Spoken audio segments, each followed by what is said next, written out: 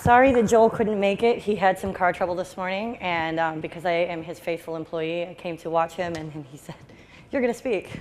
So here I am. A lot of things lately have started out this way for me. I was leading a pretty awesome career in education and nonprofit services in San Francisco, really enjoying that ride. And then one day I rode my bike into work and learned that I was going to go through the worst breakup I had ever experienced. I was being let go from a job I loved for no other reason than they had a different vision for my department.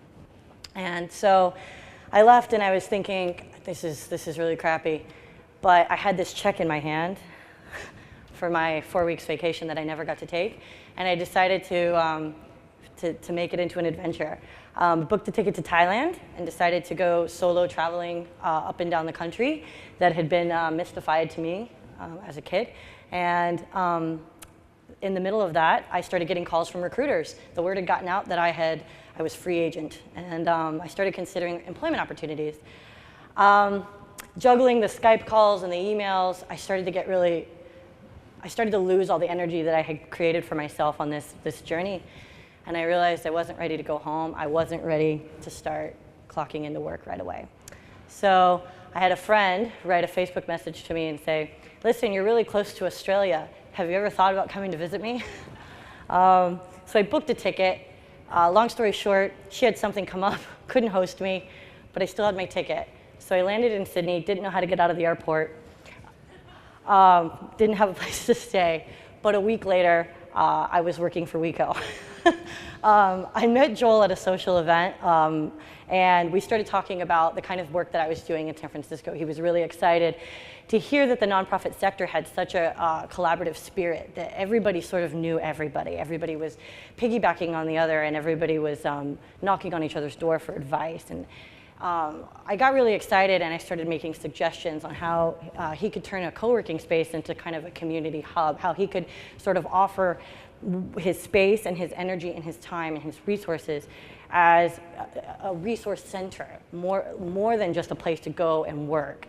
So we've been working on that at WeCo together, and I got really excited about the opportunity to have him come to VIE because I came to a couple of their events, and it's been really good. You know, Sydney is full of some amazing change makers and innovators, and as a former nonprofit educator, you really get excited when you see other people that are still excited about their work. Outside of nonprofit sector, I don't know that many people that were so impassioned, but here's Sydney, and there's just like this big pocket of people that are so excited and so impassioned.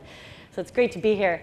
One thing about, connecting this to the La Vie en Rose, I was sitting at a cafe in Thailand, and I was kind of staring at my laptop, looking at this offer for an employer, from an employer and a prospective employer, rather. And I said, I need to keep my options open. I really need to practice the art of living my future open-ended. And I've been trying to stay really, really true to that since coming to Sydney. It's opened me up for so many opportunities, like speaking here at fastBREAK. I can't say enough about how that will scare the people around you.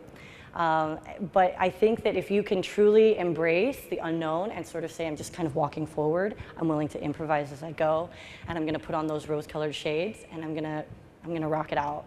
I think that you can live a little bit of a happier life. What else was I gonna say?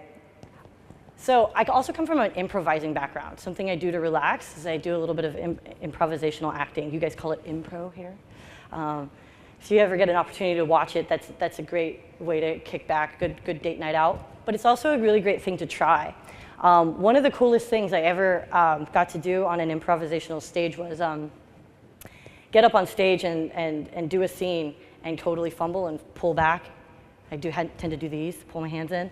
And my improvisational teacher stood up and she said, now I want you to throw your hands up in the air and I want you to scream, I screwed that up! And it's celebrating failure. Celebrating failure will help you restart automatically. Living your life, living your future open-ended, you're going to run into things. You're going to step back and go, whoa, should I have planned that? Maybe I wouldn't have run into that. The thing is, you got to just throw your hands up and say, I screwed that up, or use whatever 4-letter expletive you prefer to use. And from there, all you have to do is go, oh, that was screwed up, and just keep on walking. I have run into some obstacles here in Sydney, but I still catch myself smiling when I'm walking somewhere in the rain. And I also really love walking around in the dead heat because it's just fun to be here. It's fun to be somewhere new.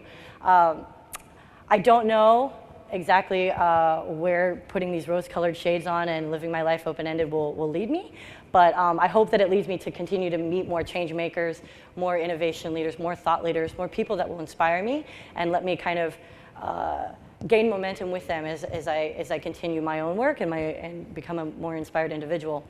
With that, I will leave you.